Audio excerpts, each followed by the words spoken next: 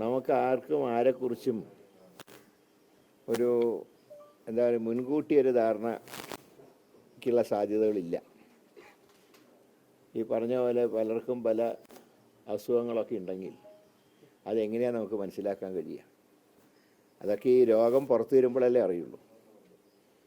Party ഒരു വിശാലമായുള്ള സമീപനം സ്വീകരിച്ചു കഴിഞ്ഞ ഇലക്ഷനിൽ നല്ലൊരു ചെറുപ്പക്കാരനാണ്, ഭാവിയുള്ള ഒരാളാണ്.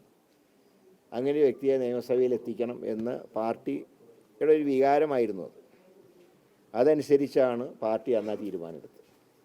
അന്നത്തെ സാഹചര്യത്തിൽ ആ തീരുമാനം ശരിയായിരുന്നു. പക്ഷേ ഇങ്ങനെയുള്ള ചില സംഭവങ്ങൾ ഉണ്ടാകുന്ന ആരും പ്രതീക്ഷിച്ചല്ല.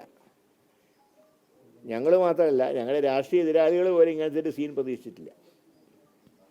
അപ്പോൾ പ്രതീക്ഷിക്കാതെ ചില സംഭവങ്ങൾ ഉണ്ടാകുമ്പോൾ അതിനെ സാഹചര്യങ്ങൾക്കനുസരിച്ച് കൈകാര്യം ചെയ്യുക എന്നുള്ളതാണല്ലോ ഒരു നയം. ഈ അനുഭവപരിചയമുള്ള നേതാക്കൾ പലതും പലവട്ടം പല കാര്യങ്ങളെ സംബന്ധിച്ച് പറഞ്ഞു. വ്യാജ ഐ ഡി കാർഡ് വന്നപ്പോൾ ഒപ്പം തന്നെ ഈ സ്ഥാനാർത്ഥികളുമായി ബന്ധപ്പെട്ട്, പക്ഷേ അത് ഏകപക്ഷീയമായ ഒരു ഭാഗം മാത്രം കേട്ടതിൻ്റെ പരിണിതഫലമാണെന്നുള്ള ചർച്ച സജീവമായി വരുന്നുണ്ട്. അല്ല, അതല്ല, അന്നെടുത്തൊരു തീരുമാനം കൂടുതൽ ചെറുപ്പക്കാർ ഈ ഫീൽഡിലേക്ക് വരണം. നമ്മളൊക്കെ എന്താ പറയേണ്ടത്, ഒരു ഘട്ടം കഴിയുമ്പോൾ എല്ലാവരും മാറിയേണ്ടി വരുമല്ലോ. അപ്പോൾ അതിന് പകരം പുതിയ ആളുകൾ വരണം. അതിൻ്റെ ഒരു പ്രോത്സാഹനം എന്നുള്ള നിലയ്ക്കാണ് കഴിഞ്ഞ ഇലക്ഷനിൽ ഇങ്ങനെ തീരുമാനം പാർട്ടി എടുത്തത്. അത് സതുദ്ദേശത്തോടെ പാർട്ടി എടുത്ത തീരുമാനമാണ്. പക്ഷേ അതിന് ഇങ്ങനൊരു പരിണാമം ഉണ്ടാവും എന്നാരും പ്രതീക്ഷിച്ചതല്ല. ഒരു ഉപതെരഞ്ഞെടുപ്പിന്റെ സാഹചര്യം കോൺഗ്രസ് ഭയക്കുന്നുണ്ടോ? അതിൽ ഭയക്കേണ്ട കാര്യമൊന്നുമില്ല.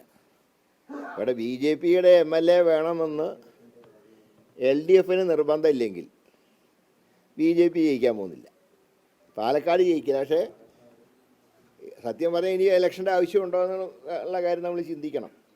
ഇനി അങ്ങനെ ഒരു സാഹചര്യത്തിലേക്ക് എത്തിയാൽ ഏതായാലും ഉചിതമായിട്ടുള്ള തീരുമാനം പാർട്ടി എടുക്കും. ബൈ ഇലക്ഷൻ ഇനി ഏതായാലും സ്കോപ്പ് ഉള്ളതായിട്ട് എനിക്ക് തോന്നുന്നില്ല. അപ്പോൾ പീരുമേടും ഒരു ബൈ ഇലക്ഷൻ ഉണ്ടല്ലോ, പക്ഷേ കാലാവധി അവസാനിക്കാൻ ഒരു കൊല്ലം പോലും ഇല്ല. അതിനിടയ്ക്ക് ലോക്കൽ ബോഡി ഇലക്ഷൻ ഉണ്ട്. അപ്പം അതുകൊണ്ട് ഒരു ബൈ ഇലക്ഷൻ ഇപ്പോൾ അനാവശ്യമാണ് എന്നുള്ള ചിന്താഗതിയാണ് മൊത്തത്തിൽ കേരളത്തിലുള്ളത്. ഒരു സംസാരമുണ്ട്. അതായത് പാലക്കാട് നിന്ന് ഒരാളിനെ കൊണ്ടുപോയി വടകര മത്സരിപ്പിച്ചു, അങ്ങനെ ഒരു സാഹചര്യം ഉണ്ടാക്കി. അവിടെ രാഘുമാർ കൂട്ടത്തിൽ വരുന്നു, പിന്നെ ഇങ്ങനെയുള്ള വിഷയങ്ങൾ ഉണ്ടാകുന്നു. അങ്ങനെയാണ് അവിടെ നിന്ന് മാറ്റിക്കൊണ്ടുപോയി ഉപതെരഞ്ഞെടുപ്പ് വിലയ്ക്ക് സാഹചര്യങ്ങൾ ഉണ്ടായത്. അല്ല, ഇത് ഞാൻ പറയുന്നത് അതല്ല, എങ്ങനെ നമുക്ക് ഇങ്ങനത്തെ കാര്യങ്ങൾ മുൻകൂട്ടി കാണാൻ കഴിയും? ഇതുപോലത്തെ വിഷയങ്ങൾ എങ്ങനെയാണ് നമുക്ക് മുൻകൂട്ടി കാണാൻ കഴിയുക? ആരെവിടെയൊക്കെ മതിലിയാടുന്നത് ആർക്കും അറിയാം. ഈ രാജിയാണ് നിലവിലെ പ്രധാന പ്രശ്നം. അതായത് MLA സ്ഥാനം രാജിവെക്കണമോ വേണ്ടയോ എന്നുള്ള ചോദ്യമാണ് പല ഭാഗങ്ങളിൽ നിന്ന് വരുന്നത്. അല്ല, അതിൽ പാർട്ടി ഒരു നയം സ്വീകരിക്കും. ഞങ്ങൾ ഒരിക്കലും ഇപ്പോൾ നിലവിൽ നിയമസഭയിലുള്ള ചിലരുടെ കാര്യം പറഞ്ഞുകൊണ്ട് ഞങ്ങൾ ഇനിയിപ്പോൾ അത് മാറ്റി നിർത്തുന്നില്ല. അപ്പോൾ മുകേഷ് രാജിവെച്ചിട്ടില്ല, ശരിയാണ്. പക്ഷേ ഈ ഒരു വിഷയം പുറത്തു വന്ന സാഹചര്യത്തിൽ, ശബ്ദരേഖ പുറത്തു വന്ന സാഹചര്യത്തിൽ പ്രശ്നം ഗൗരവമുള്ളതാണ്, ഗൗരവം വർദ്ധിക്കുന്നുണ്ട്. അതനുസരിച്ച് പാർട്ടി നിലപാടെടുക്കും, ഒരു മാതൃകാപരമായിട്ടുള്ള നിലപാടെടുക്കും.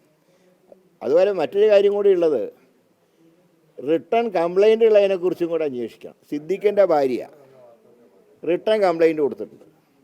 അതും സ്ത്രീത്വത്തിന് അവമാനിക്കൽ തന്നെയാണ് അവർ സൂചിപ്പിച്ചത്. അവരുടെ കുടുംബത്തിനെ അധിക്ഷേപിക്കുകയാണ്. അതിനെക്കുറിച്ച് ഒരു ബുദ്ധിയും ഒന്നും മിണ്ടുന്നില്ല.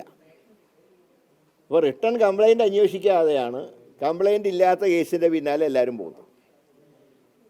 ആ റിട്ടേൺ കംപ്ലൈൻറ്റിനെ കുറിച്ച് അന്വേഷിക്കണം. ആരാണ് അതിൻ്റെ പുറകിൽ? ഒരു കുടുംബത്തിനെ തേജോവധം ചെയ്യാൻ ശ്രമിക്കുന്ന ആരാ? അതും കൂടെ അന്വേഷിക്കണം. എല്ലാ കാര്യങ്ങളെക്കുറിച്ച് അന്വേഷിക്കട്ടെ. ഏതായാലും പാർട്ടി ഇക്കാര്യത്തിൽ ഒരു ഓപ്പൺ സ്റ്റാൻഡാണ്.